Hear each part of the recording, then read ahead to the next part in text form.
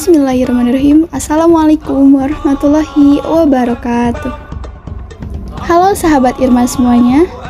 Alhamdulillah pada tahun kali ini kita bertemu kembali dengan hari raya yang kita tunggu-tunggu, yaitu salah satunya Hari Raya Idul Adha. Dalam pelaksanaannya, Hari Raya Idul Adha sangat erat kaitannya dengan ibadah haji dan penyembelihan hewan kurban.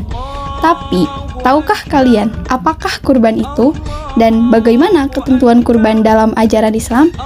Yuk kita simak sama-sama dengan materi sebagai berikut. Apa sih kurban itu? Secara bahasa, kurban berasal dari kata qoroba yang berarti dekat. Secara syariat, kurban artinya ibadah dalam bentuk melaksanakan penyembelihan hewan tertentu atas dasar perintah Allah Subhanahu wa Ta'ala dan petunjuk Rasulullah Shallallahu Alaihi Wasallam. Jadi, berkurban adalah upaya mendekatkan diri kepada Allah dengan merelakan melepaskan apa yang dipunyai seseorang untuk dipersembahkan kepada Sang Kholik. Lalu, bagaimana dengan hukum pelaksanaan kurban? Hukum pelaksanaan kurban adalah sunnah muakkad, artinya sangat dianjurkan bagi yang mampu. Rasulullah pernah bersabda bahwa ada 3 hal yang wajib bagi beliau dan tatawu bagi umatnya, yaitu salat witir, kurban, dan salat duha. Lalu selanjutnya ada ketentuan kurban. Ketentuan kurban bisa ditinjau dari segi antara lain. Yang pertama, orang yang berkurban adalah orang Islam, merdeka, berakal, dan mampu menyediakan hewan kurban. Yang kedua, jenis hewan. Jenis hewan yang diperbolehkan untuk dijadikan kurban adalah unta, sapi, kerbau, kambing, atau biri-biri. Adapun ketentuan hewan-hewan tersebut adalah sehat atau tidak menimbulkan bahaya, organ tubuhnya lengkap, tanduknya tidak patah, tidak buta matanya, tidak pincang, telinganya tidak cacat, tidak sakit, dan tidak kurus kering. Dan telah cukup umur, tidak terlalu tua, dan juga tidak terlalu muda. Selanjutnya yang ketiga, yaitu jumlah hewan dan orang yang berkurban.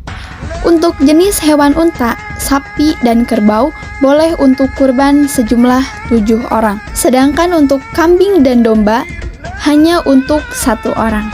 Lalu yang keempat, waktu dan tempat penyembelihan kurban. Waktu penyembelihan kurban adalah setelah salat Idul Adha atau tanggal 10 bulan Dzulhijjah dan 3 hari tasyrik, yaitu tanggal 11, 12, dan 13 bulan Dzulhijjah. Tempat yang disunahkan untuk menyembelih adalah tanah lapangan. Selanjutnya, yang kelima, tata cara penyembelihan hewan kurban. Dalam tata cara penyembelihan hewan kurban, orang yang berkurban atau sohibul kurban disunahkan untuk menyembelih hewan kurbannya sendiri, tetapi boleh diwakilkan kepada orang lain apabila berhalangan untuk hadir. Dan yang keenam, pembagian daging kurban. Daging kurban dibagikan kepada fakir dan miskin dalam keadaan masih mentah atau belum dimasak. Selanjutnya, hikmah pelaksanaan kurban. Hikmah pelaksanaan kurban antara lain sebagai berikut. Yang pertama, lebih mendekatkan diri atau taqarrub kepada Allah Subhanahu wa Ta'ala.